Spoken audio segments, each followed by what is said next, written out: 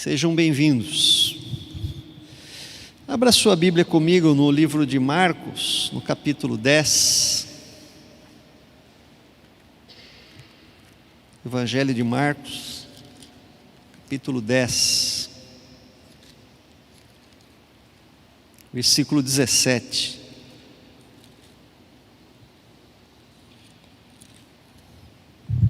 Diz assim a palavra: E pondo-se Jesus a caminho, correu um homem ao seu encontro e, ajoelhando-se, perguntou-lhe: Bom mestre, que farei para herdar a vida eterna?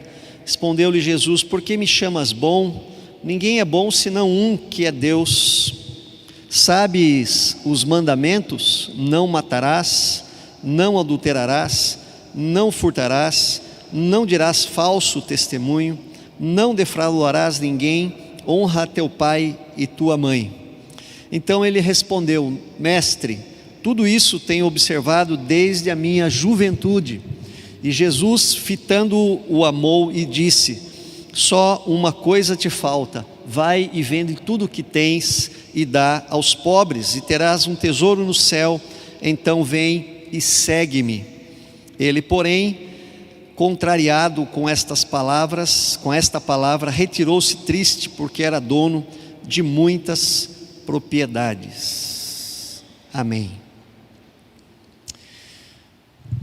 O tema desta manhã é: o que devo fazer para ser salvo? O que devo fazer para ser salvo? Essa é uma pergunta muito recorrente, né, em nossa sociedade.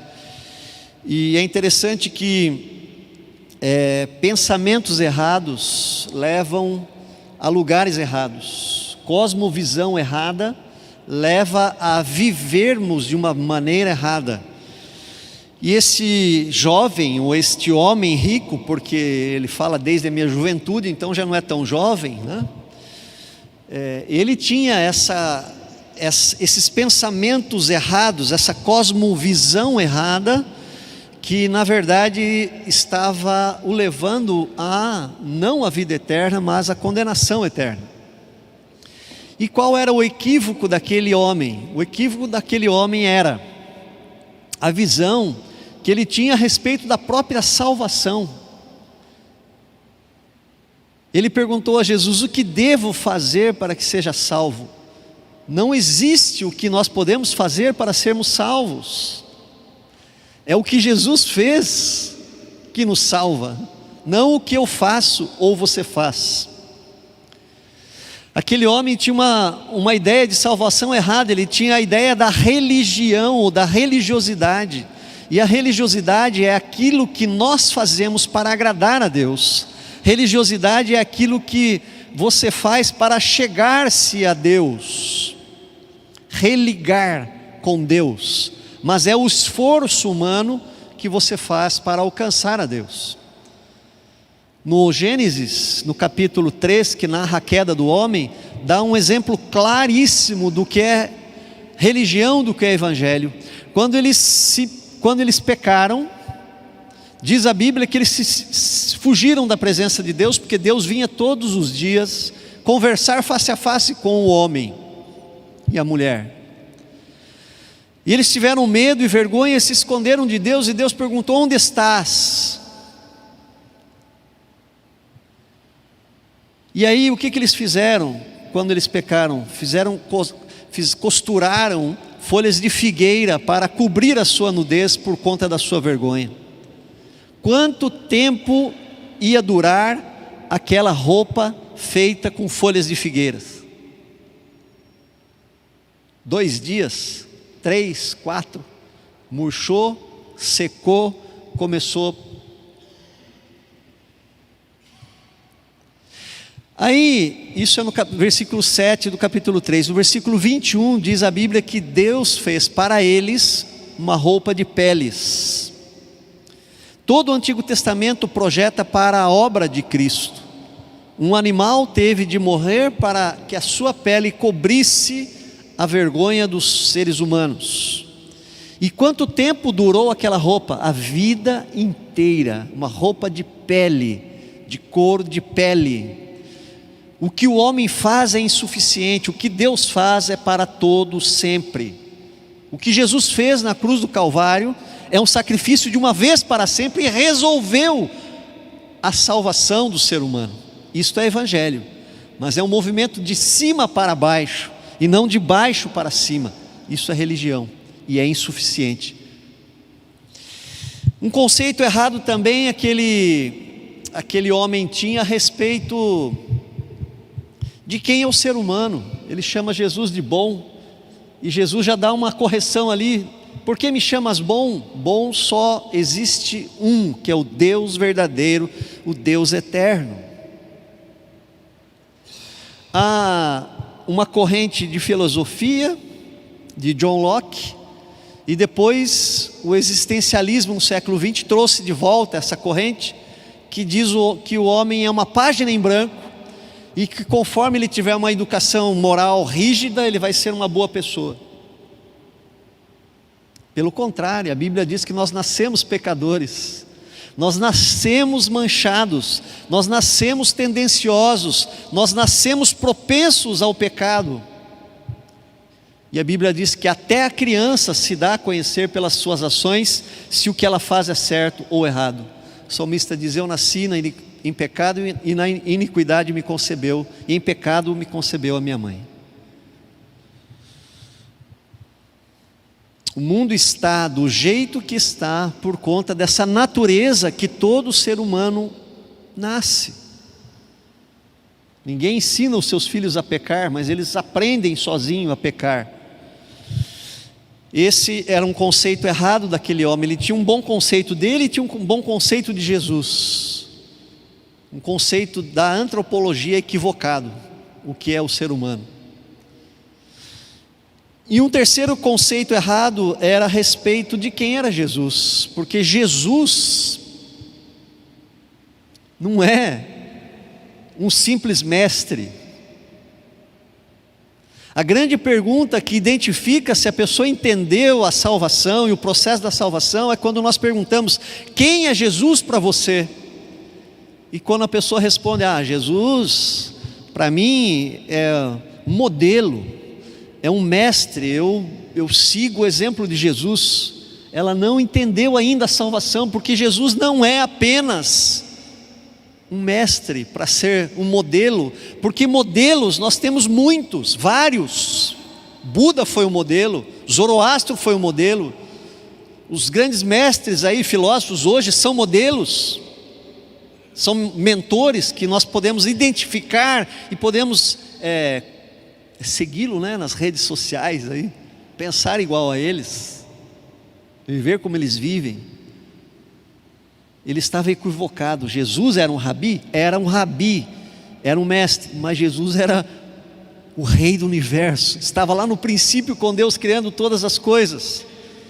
Jesus era o sacrifício e era o sacrifício e a salvação.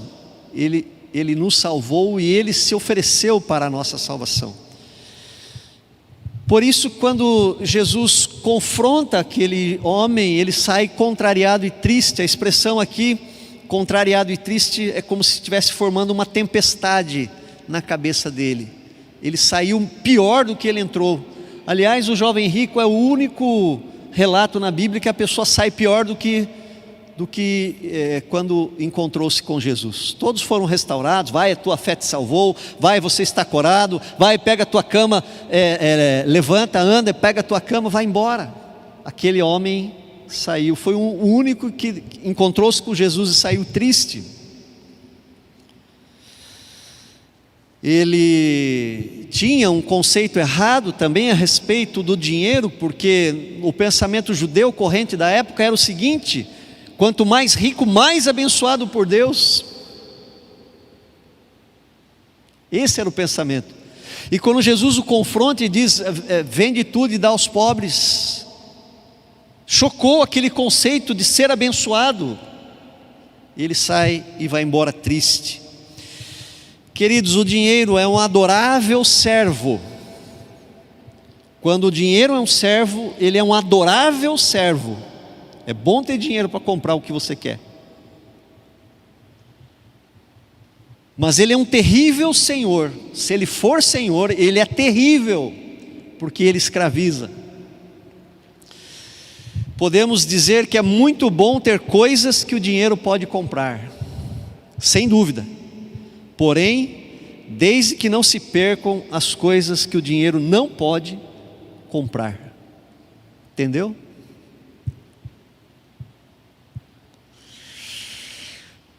Qual a sua visão sobre a vida eterna? O que nós devemos fazer para ser salvo? Em primeiro lugar, queridos, não é suficiente apenas um impulso espiritual. Não é suficiente um impulso espiritual. Aquele homem diz no versículo 17, ou melhor, a Bíblia traz a narrativa: e pondo-se a caminho, correu um homem ao seu encontro e, ajoelhando-se, perguntou-lhe. Apenas um impulso espiritual não é o suficiente para ser salvo. Esse impulso espiritual fez aquele homem buscar, fez aquele homem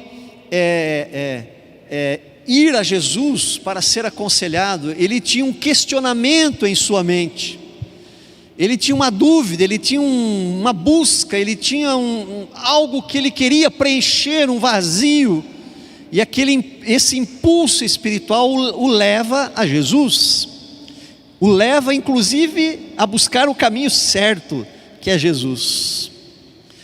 Os impulsos espirituais que nós temos hoje levam as pessoas a buscarem uma religião, uma seita, uma igreja, uma denominação. Isso não é ruim, não é ruim. Isso mostra que todo ser humano veio de Deus e tem um DNA de Deus, e que ele sabe que tem alguma coisa acima dele, e isso foi o que Deus colocou no coração, no DNA de todo ser humano em toda a terra, inclusive do índio que está no meio da selva e adora a lua, ou adora o sol, ou adora uma vaca. Mas o impulso espiritual não é o suficiente. Às vezes a pessoa passa por uma crise, uma depressão, e ela fala: eu vou buscar na religião uma solução. Às vezes uma crise financeira,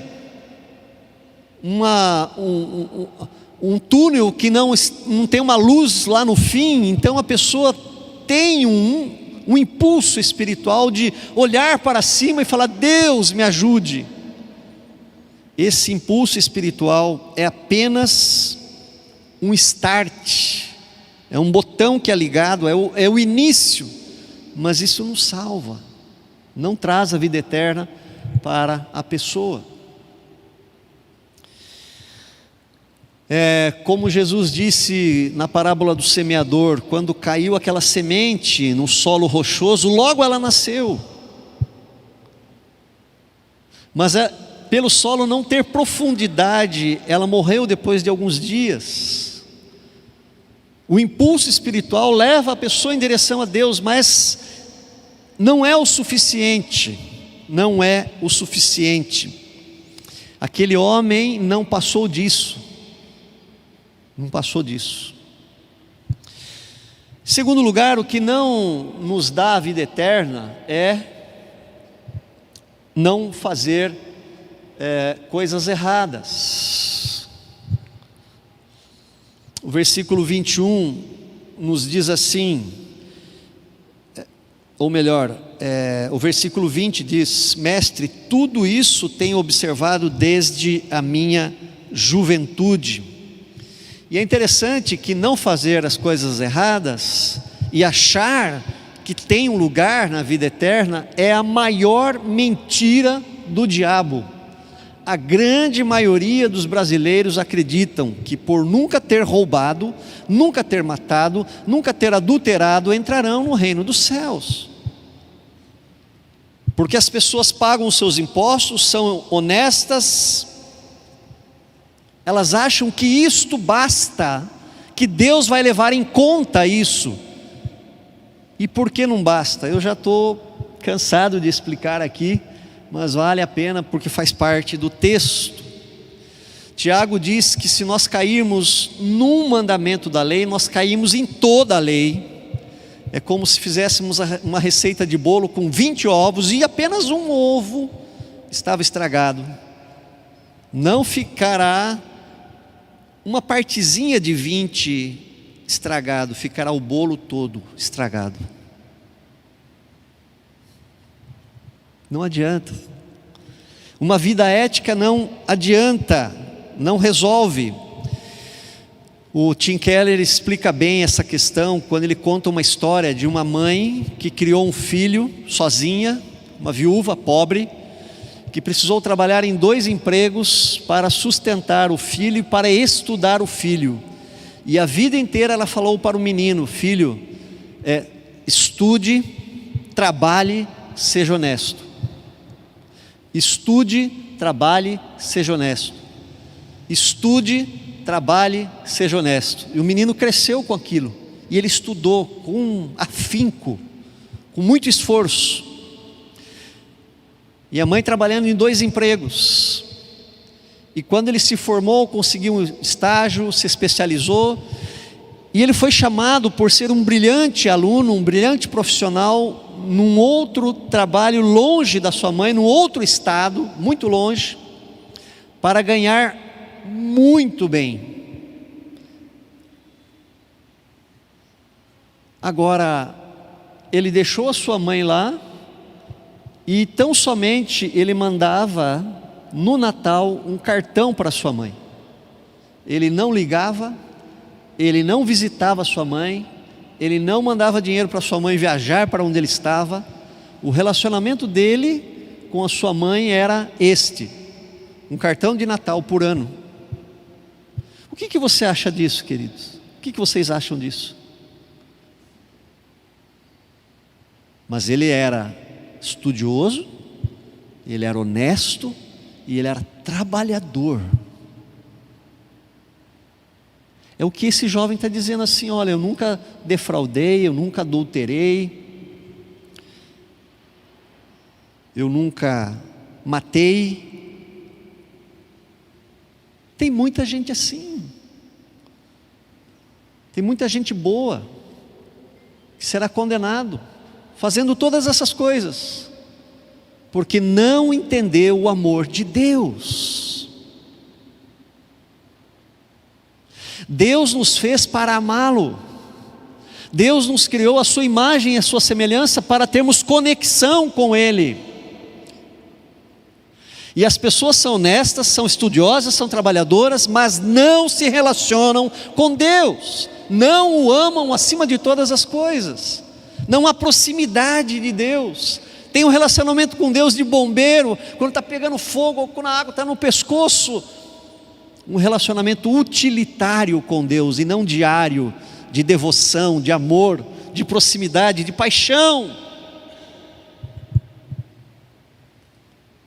Mas as suas consciências estão tranquilas, porque são honestas, porque trabalham, porque não enganam as pessoas, mas estão longe de Deus.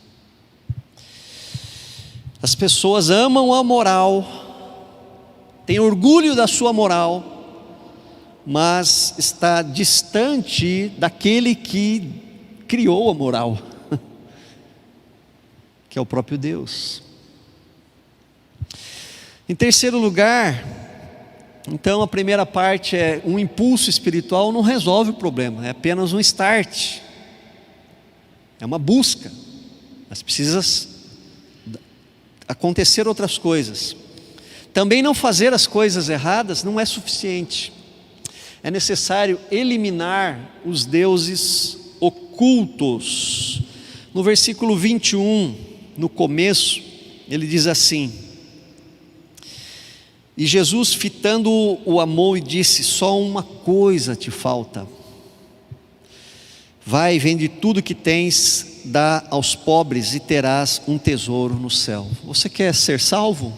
Você quer ter um tesouro no céu? Você quer ter a vida eterna? Então venda tudo e dê aos pobres.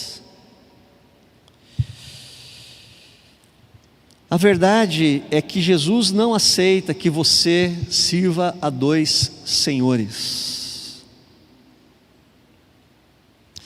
porque você vai agradar um e vai desagradar o outro. Não dá para agradar os dois. Ou você serve a Mamon, o dinheiro. Aliás, eu já falei aqui, vou bater nessa tecla. O dizimista é um adorador. O dizimista aprendeu a não adorar o Mamon, mas aquele que não é dizimista ainda tem um deusinho lá oculto, não se desprendeu, a avareza ainda está ali no coração, né? Jesus, é interessante que nesse texto Jesus não pergunta sobre o primeiro mandamento e nem sobre o nono mandamento. O primeiro é amar a Deus, não terás outros deuses diante de mim. E Jesus também não pergunta lá naquela lista que ele dá aqui: não matarás, não adulterarás, não furtarás, não dirás falso testemunho, não defraudarás ninguém. Tem um faltando aí: não cobiçarás.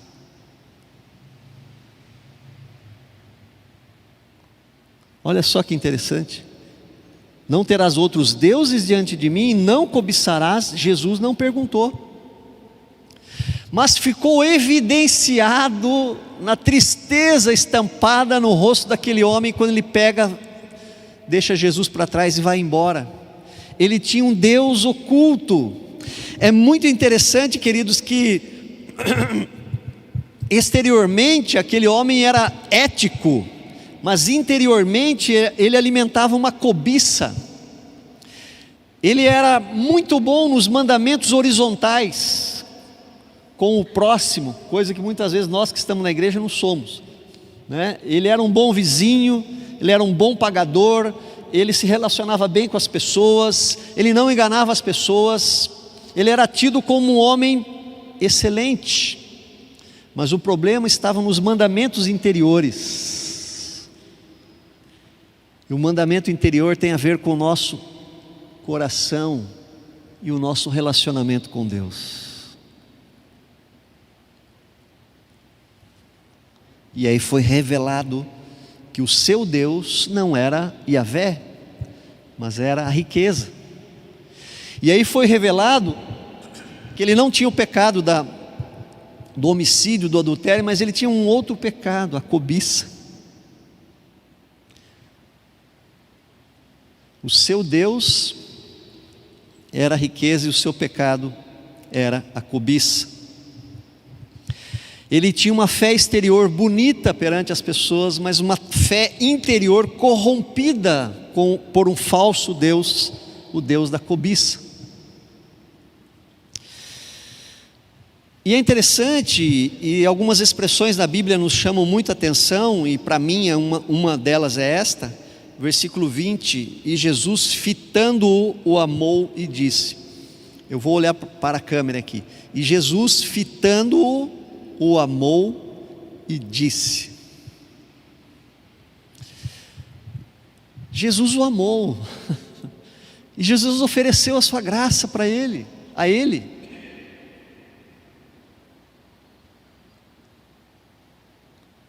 Jesus o confrontou em amor e deu a ele uma oportunidade, mas ele rejeitou e foi embora contrariado e triste.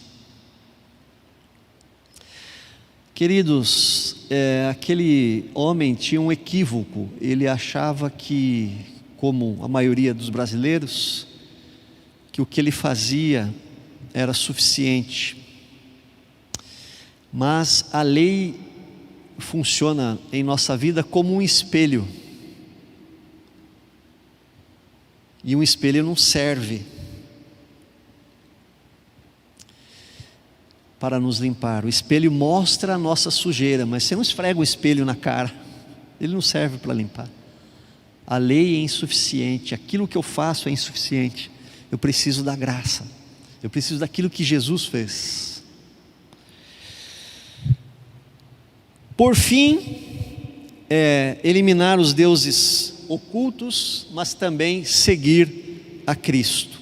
O versículo 21, na parte final, ele diz assim: então vem e segue-me. Abandonar somente não resolve. Sabe por quê? Abandonar os nossos ídolos escondidos não resolve. Só abandonar não resolve, porque o nosso coração é uma fábrica de ídolos. E se Jesus não estiver no centro, no governo, se Jesus não for o Senhor da nossa vida, um outro Deus vai ocupar o lugar. Entende? Por isso Jesus o confrontou com aquele ídolo da riqueza, da cobiça, e disse: depois que você abandonar isso, você vem e segue-me, eu serei o teu Senhor. O nosso espírito, ou melhor, o nosso coração, ele é uma fábrica de ídolos. Por exemplo, o orgulho, o ego, a honra, que é um negócio tão bom, né? Se torna um ídolo.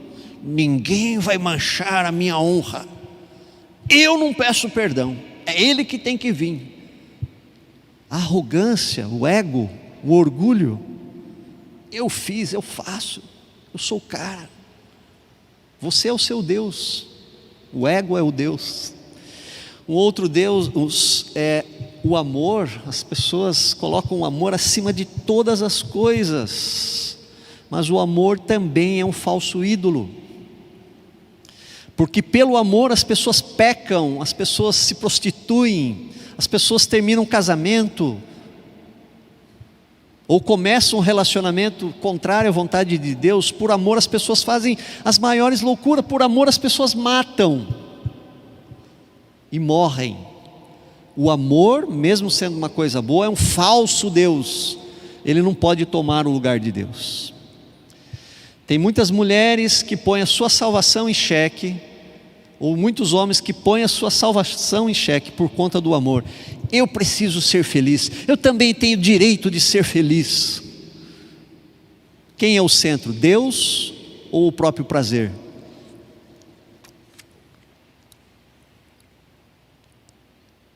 O filho é um falso Deus.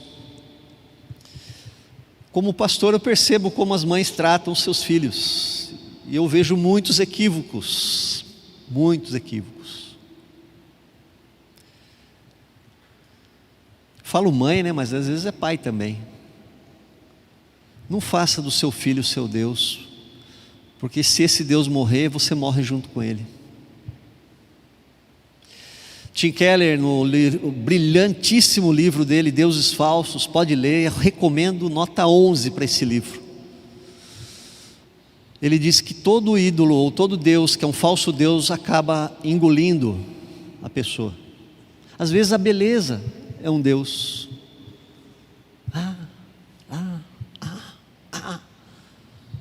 Faz zoinho, faz boquinha, faz prancha, tira foto. Pá. O tempo passa. Né, Ilza? Estava falando com a Ilza no começo do culto. Não volta. Perguntou da minha sogra. A gente só avança. Pode retardar a feiura, as rugas, né? Mas uma hora vem, não tem como. E aí esse Deus da beleza que está indo embora, está matando a pessoa que fez da beleza o seu Deus. Queridos, o trabalho é um Deus também. As pessoas no trabalho vêm em primeiro lugar. Workaholic, e tem orgulho, né? Você trabalha, eu sou trabalhador, self-made man, eu me faço, eu me construo. A Isabelle gosta de cavalo, a minha filha mais nova, já andou lá no cavalo do nosso irmão, lá, argentino. E eu falei: o que você acha de você casar com um fazendeiro?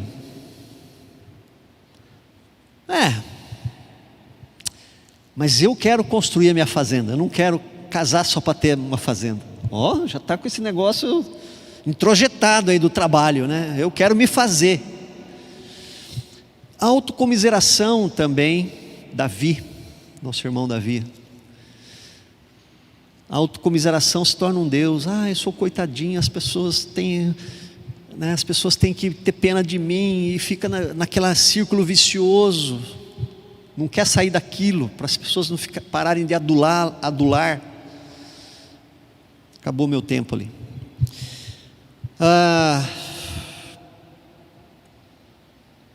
Política.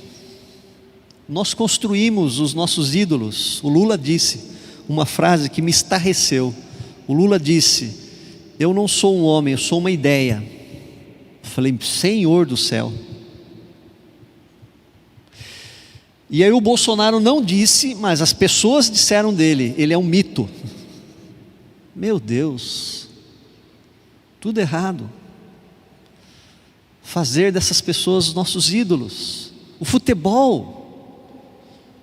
Perceba, se você fala com mais paixão de política, se você gasta mais tempo nas redes sociais com política, um dos dois aí, porque agora está polarizado, não tem três, é o seu ídolo, é o seu Messias, é aquela pessoa que você espera que ele vai resolver a sua situação, a situação do Brasil.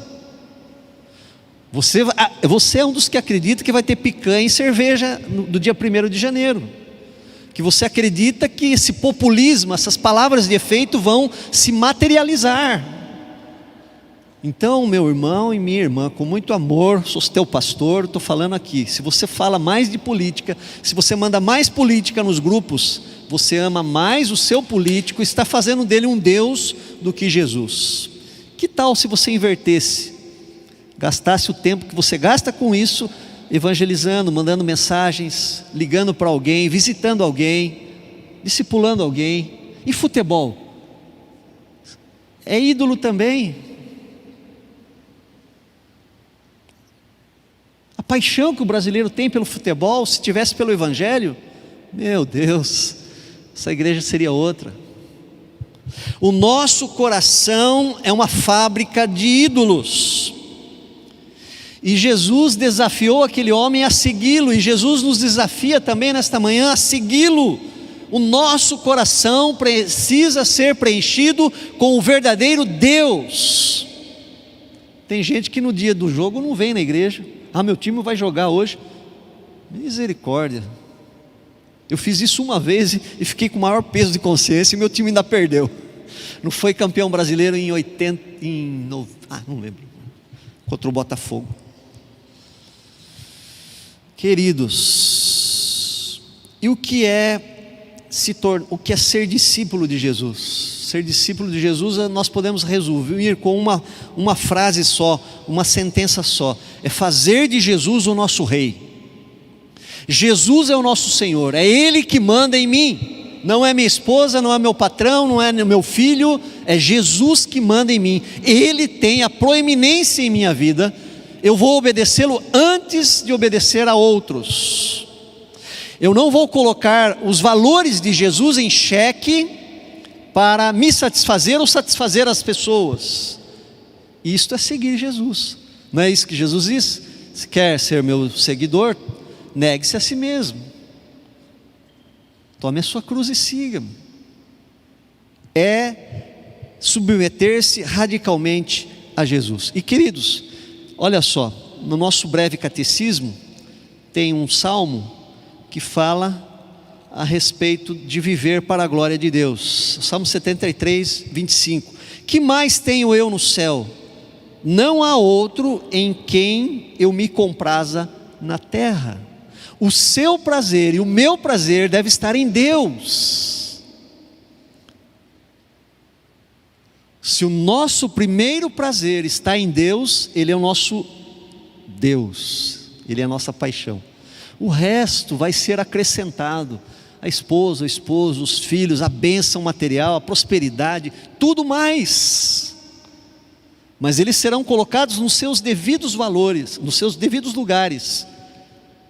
O dinheiro, por exemplo, é um belíssimo servo. Quando Deus é Senhor, o dinheiro na nossa vida, ele é um adorável servo. Ele está para me servir, não me dominar, nem me escravizar. E queridos, quando nós temos Jesus, quando nós seguimos Jesus, Ele nos dá o seu Espírito, e o Espírito de Cristo habita em nós, e o Espírito Santo é uma luz dentro de nós, para que todo falso Deus que se aproxime, que queira entrar em nosso coração, o Espírito Santo, liga a lâmpada amarela. E quando nós somos teimosos e deixamos e permitimos que esse falso Deus entre junto com Jesus em nossa vida, Deus usa dos seus meios, até meios severos, até radicais, se for necessário, como o sofrimento, que é o megafone de Deus para nós que somos seus filhos, para nos fazer expurgar esse falso Deus, porque Deus nos comprou com alto preço.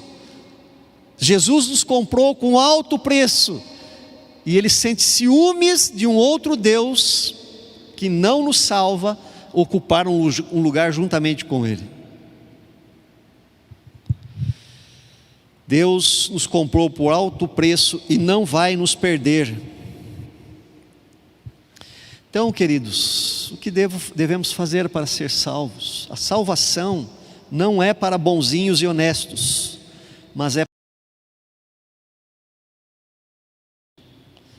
no céu vai ter no inferno vai ter muita gente boa,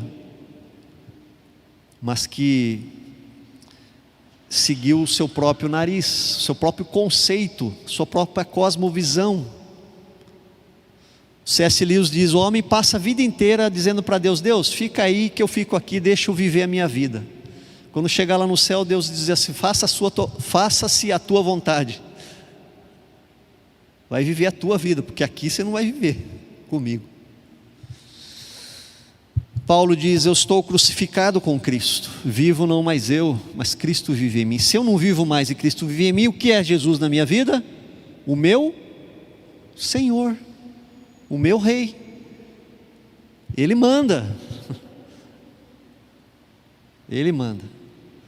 Então, para completar a salvação, abandonar os falsos ídolos, mas colocar Jesus no centro da nossa vida. O que nós podemos aplicar disso?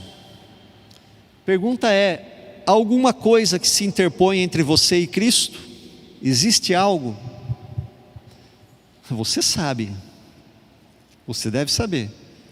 Se tem um deusinho, um ídolozinho oculto, um pecadinho de estimação que você não quer largar, porque você gosta, que você tem mais prazer nele do que em Deus. Eu pergunto nesta manhã: onde está a tua paixão?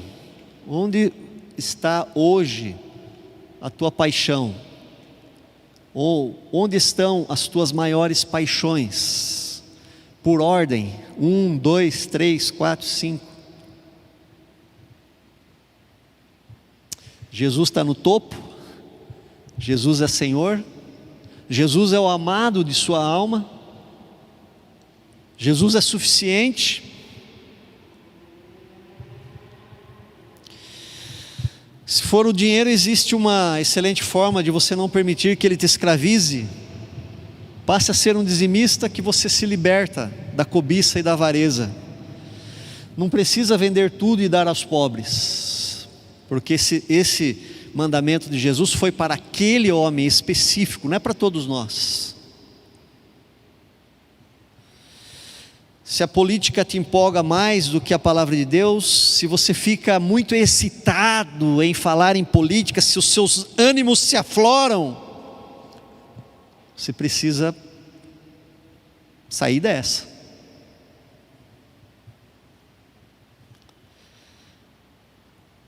Se você gosta mais de falar de futebol do que evangelho, também você precisa rever a sua fé. Então Jesus te desafia nesta manhã, com muito amor, olhando em seus olhos: só uma coisa te resta: abandone os teus falsos deuses e faça de mim Senhor da sua vida.